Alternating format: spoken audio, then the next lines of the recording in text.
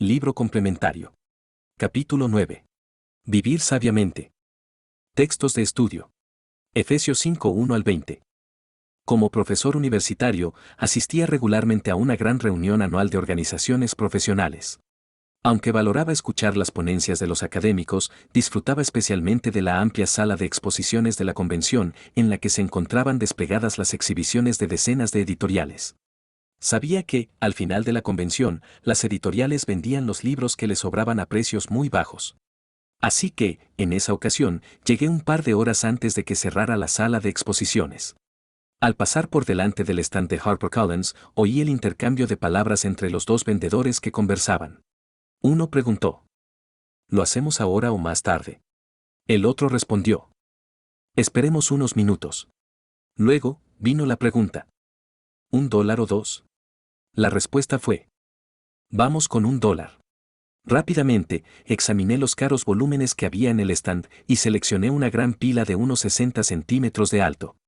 Entonces, esperé el anuncio: los libros del stand de HarperCollins cuestan ahora $1 cada uno. En ese momento, me acerqué a la caja registradora e hice mi compra. A primera vista, Efesios 5, 1 al 20 puede parecer una retahíla aleatoria y rápida de mandatos dirigidos a los creyentes, un bombardeo contra la indecencia sexual y las insinuaciones. Para entender el pasaje, debemos comprender la perspectiva y el tono de Pablo. La sección apunta al pleno establecimiento del reino de Cristo y de Dios, verso 05, precedido por la ira de Dios sobre los desobedientes, verso 6. Cuando Pablo describe, en Efesios 5, 15 y 16, cómo deben vivir los creyentes mientras esperan el regreso de Cristo, toma prestada una palabra del mercado, exagorás. Se puede leer el término para mercado, agora, en medio de la palabra. El verbo evoca el momento de la compra frenética cuando la mercancía se ofrece a precios muy rebajados. Significa aprovechar las gangas, y Pablo lo utiliza para instarnos a aprovechar al máximo las oportunidades que se nos presentan mientras esperamos el regreso de Cristo. La esperanza cristiana no es una ilusión. La esperanza cristiana es un salto hacia adelante con esperanza. Pasamos a la acción. Vivimos en movimiento. La perspectiva de Pablo es la del final de los tiempos. Y brinda consejos para los últimos días. Esta perspectiva se complementa con el tono de Pablo, es el tono urgente del campo de batalla. El pasaje muestra un conjunto de temas de preparación para la batalla que Pablo ha utilizado anteriormente, como ilustra la siguiente tabla. Prestar atención a los tiempos, hora, noche o día, el momento inesperado de la segunda venida de Cristo. Despertar o abandonar el sueño. Abandonar las tinieblas. Los creyentes no están en tinieblas y no practican las obras de las tinieblas. Vestirse con la armadura de Dios o revestirse del Señor Jesucristo. Caminar en la luz, vivir como hijos de luz. Abandonar la inmoralidad sexual. Abandonar el discurso que divide y ofende. Expresar discursos alentadores y unificadores, oraciones y discursos de adoración y agradecimiento. Los creyentes no están destinados a la ira o la destrucción, como los rebeldes y desobedientes. En Efesios 5, 1 al 20, Pablo repite todos los temas anteriores de preparación para la batalla, pero con una notable excepción: el llamado a vestirse de la armadura que reserva para su impactante conclusión en Efesios 6, 10 al 20. Al estudiar Efesios 5, 1 al 20, nos encontramos ya en el campo de batalla del conflicto cósmico. Y Pablo considera a los creyentes como soldados llamados a un grado especial de dedicación mientras se preparan para la batalla. Nuestro pasaje no es una lista aleatoria de exhortaciones, sino las instrucciones de Pablo para los combatientes en el gran conflicto. En esta lista, Pablo destaca 4 temas de importancia decisiva. 1. Pureza sexual en días inmorales, verso 3 al 6. 2. Testimonio cristiano en días oscuros, verso 7 al 14. 3. Discernimiento de la voluntad de Dios en días de desconcierto, verso 1 al 20. Y 4. Adoración estratégica en días malos, vers. 15 a 20. 1. Pureza sexual en días inmorales, verso 3 a L6. La prohibición tajante de Pablo de hablar de forma sexualmente explícita, verso 4, deja claro que su atención se centra en los cristianos de los hogares iglesia cuando se reúnen para el culto, verso 18 al 20. Escribe consciente del impacto devastador que el adulterio y otras formas de inmoralidad sexual podrían tener en las iglesias de Efeso, dañando el gran plan de Dios de establecer la iglesia como señal de su unidad universal en Cristo. Incluso sugiere sustitutos para llenar cualquier vacío creado por la ausencia de un discurso provocativo, salmos, himnos y canciones espirituales y dar gracias al Dios y Padre verso 19 y 20.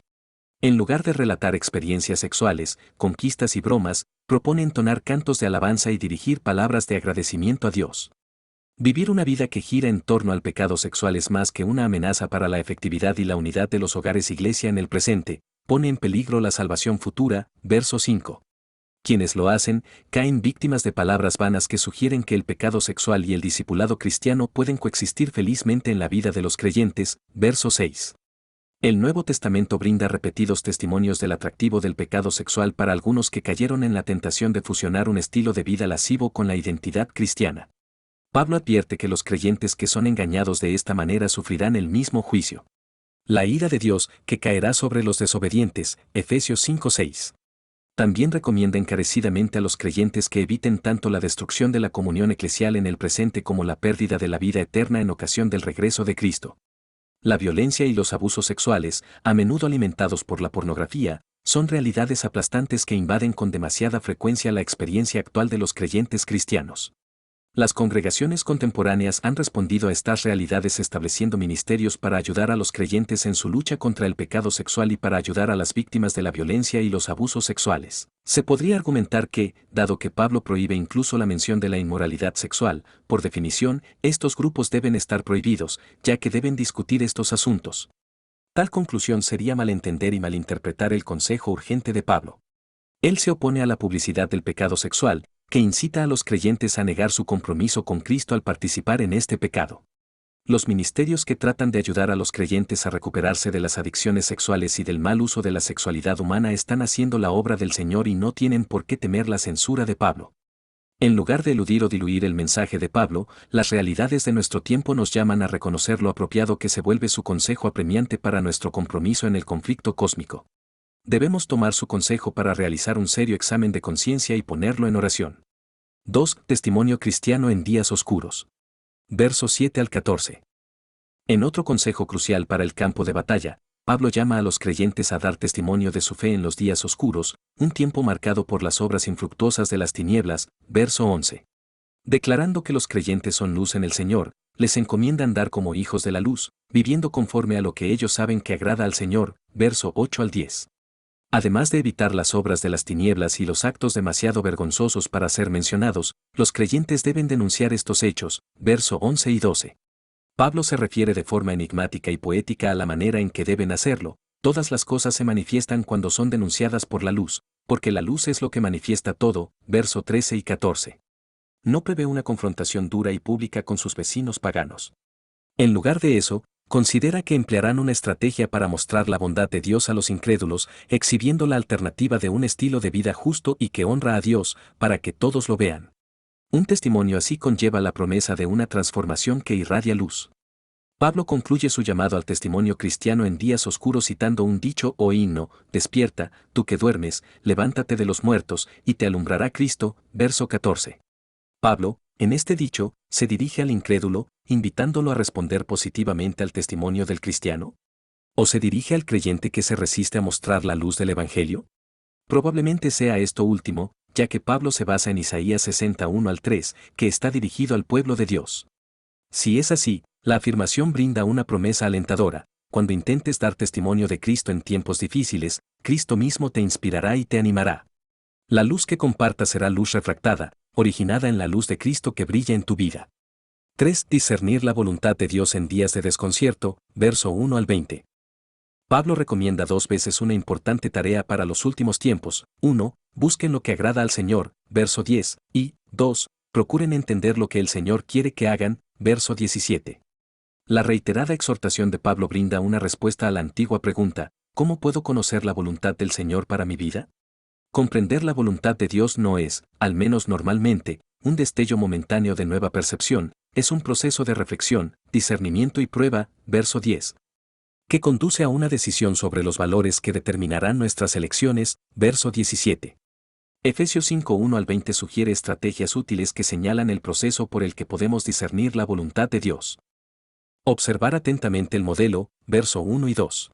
Debemos ser imitadores de Dios y de Cristo, moldeando nuestra vida a imagen del Dios de amor y del Cristo abnegado. Reflexionar sobre el estilo de vida de los no creyentes como muestra negativa de cómo no se debe vivir, verso 3 al 18.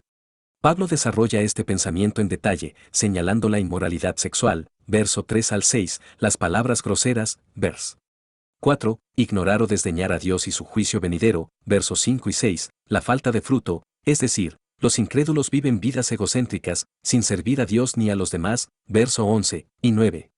Los pecados secretos y vergonzosos, verso 12, la falta de sabiduría o necedad, verso 15 y 17, y el uso y abuso del alcohol, verso 18, ver excurso, el vino y la embriaguez en Efesios 5:18. Más adelante. Aprender con otros creyentes, verso 19 y 21. Las decisiones sobre la voluntad de Dios no deben ser individuales y solitarias. El proceso de discernir la voluntad de Dios mejora al adorar con otros creyentes, buscar su consejo y someterse a la sabiduría que Dios comparte por medio de ellos. 4. Excurso, el vino y la embriaguez en Efesios 5:18. A menudo se supone que, en su exhortación no se embriaguen con vino, Efesios 5:18, Pablo no habla en contra de beber vino, sino que se opone solo a embriagarse como resultado de beber vino en exceso.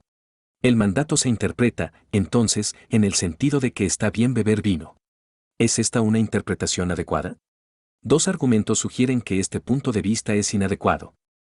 El mandato de Pablo cita Proverbios 23:31, no se embriaguen con vino. Esto indica que se está inspirando en el tratamiento de las bebidas embriagantes presentado en Proverbios 21 y 23:29 al 35. Estos pasajes sapienciales relacionan el mal asociado al vino y a las bebidas fuertes no solo con la embriaguez que viene como resultado de su consumo excesivo, sino con la bebida misma. El vino es burlador y la cerveza alborotadora, Proverbios 21.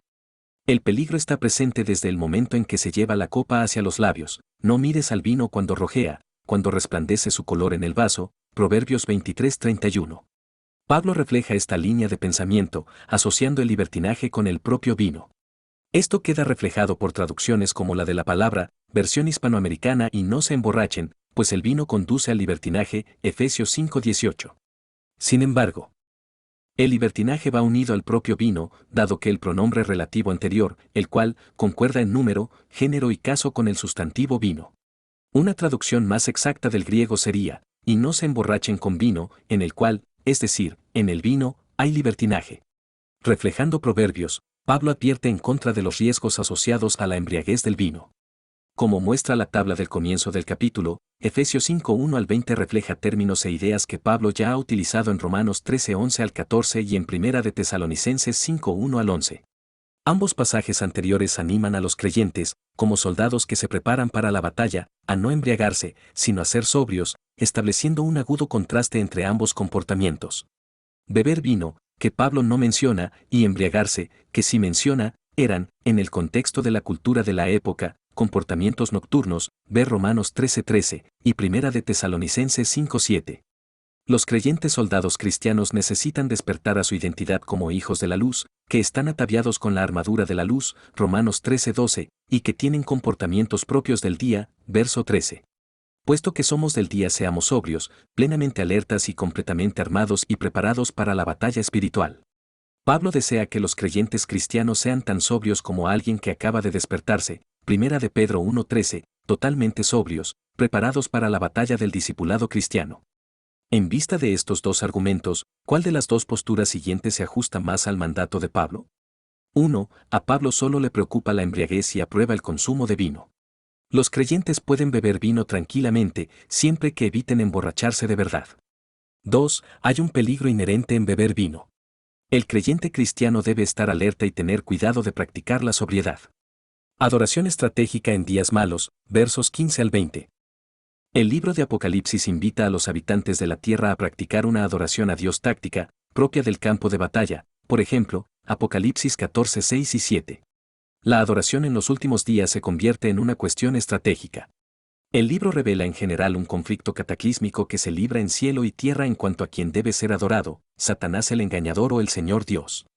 Pablo concluye las instrucciones para el campo de batalla de Efesios 5:1 al 20 con un llamado similar a la adoración esencial, verso 18 al 20. Invitando a los creyentes a atender a dos importantes directrices de nuestro comandante en jefe. 1. No vivir la vida en una niebla inducida por el alcohol, verso 18, de nuevo, ver excurso, el vino y la embriaguez en Efesios 5:18. 2. En su lugar, debemos practicar una adoración decidida e inspirada por el Espíritu, verso 19 y 20. Estas prescripciones encajan bien en el contexto de las antiguas batallas, ya que a los soldados que se preparaban para la batalla se les ordenaba a menudo estar sobrios y se los llamaba a participar del culto a los dioses previo a la batalla. Al llamar a los creyentes a evitar la embriaguez y el libertinaje, Pablo los insta a sustituir, en los últimos tiempos, las elaboradas cenas y fiestas con bebida, los simpousie, que eran el centro de la vida social y el entretenimiento de la época. Con audacia, aboga por el culto cristiano compartido como sustituto de aquello. En lugar de consumidores rastreros que dan largos y tortuosos discursos para honrar a su patrón y anfitrión, oímos palabras enérgicas, alegres y sinceras de acción de gracias al Dios y Padre. En el nombre de nuestro Señor Jesucristo, verso 20. En lugar de un sistema de castas que desciende desde el anfitrión rico y dominante hasta el esclavo abyecto y empobrecido, tenemos la sumisión mutua que practican los creyentes cristianos, verso 21. Al proponer su sustituto de las fiestas inmorales, Pablo nos presenta un modelo de culto cristiano atractivo y desafiante, que promete satisfacer los anhelos más profundos del corazón humano y competir con éxito contra las prácticas y las atracciones de nuestro tiempo. Disponemos de muy pocas descripciones del culto cristiano primitivo, y deberíamos atender con atención a este urgente llamado a la adoración. Para Pablo, estas son las características esenciales del culto. La adoración no es un deporte para espectadores, sino que es altamente participativa. Pablo retrata a los creyentes llenos del Espíritu, que hablan unos a otros en la adoración, verso 18 y 19. La adoración cuenta con diversos tipos de música sincera y centrada en Dios, salmos, himnos y canciones espirituales, cantando y alabando al Señor con todo el corazón, verso 19. El culto no es un acto de relaciones públicas, de publicidad de la Iglesia y sus programas. Se centra exclusivamente en la adoración a Dios, siempre den gracias por todo al Dios y Padre, en el nombre de nuestro Señor Jesucristo, verso 20. La acción de gracias es maravillosamente apropiada para el culto sabático del tiempo del fin. El cuarto mandamiento, Éxodo 28 al 11, Deuteronomio 5 12 al 15, identifica el sábado como un día para dejar el trabajo secular y celebrar, en cambio, los actos creadores y redentores de Dios. El sábado nos recuerda que todas las bendiciones fundamentales, nuestra propia existencia, redención, libertad y descanso, no son el resultado de nuestro trabajo, sino el producto de las acciones de Dios en nuestro favor. El sábado impone límites a nuestro trabajo agotador y deja margen para celebrar y vivir los actos creativos y redentores de Dios. No conmemora nuestra eficacia, sino la gracia de Dios. El sábado es una celebración del Evangelio. Pablo imagina a los creyentes cristianos reunidos en sábado para compartir un culto caracterizado por el agradecimiento a Dios por ser quien es y por sus grandes bendiciones, Efesios 5 19 y 20. Después de dar gracias a Dios en el culto sabático, volvemos al campo de batalla del conflicto cósmico y de la vida animados por el recuerdo de los actos de gracia de Dios en nuestro pasado. Y de su interés y cuidado en el presente. Salimos a luchar con su armadura, con la exhortación de Pablo resonando en nuestro corazón. Por lo demás, hermanos míos, fortalezcanse en el Señor y en el poder de su fuerza, Efesios 6:10. La adoración nutre y posibilita la camaradería y la comunidad cristianas, sean sumisos unos a otros en el temor de Dios, Efesios 5:21. Para Pablo, la adoración en el campo de batalla es la adoración compartida y colectiva, a la que considera una estrategia de supervivencia esencial para los días malos del fin de los tiempos. En estos últimos días, a medida que se acerca el clímax del gran conflicto, tenemos el privilegio de unirnos a creyentes de todas las épocas en la búsqueda de la devoción pura al Jesús exaltado. El testimonio eficaz acerca de Él y el discernimiento espiritual que proviene de Él, todo ello, motivado por la adoración transformadora de los últimos tiempos a nuestro Salvador resucitado, exaltado y que está pronto a volver. Piénsalo. Que Dios te bendiga.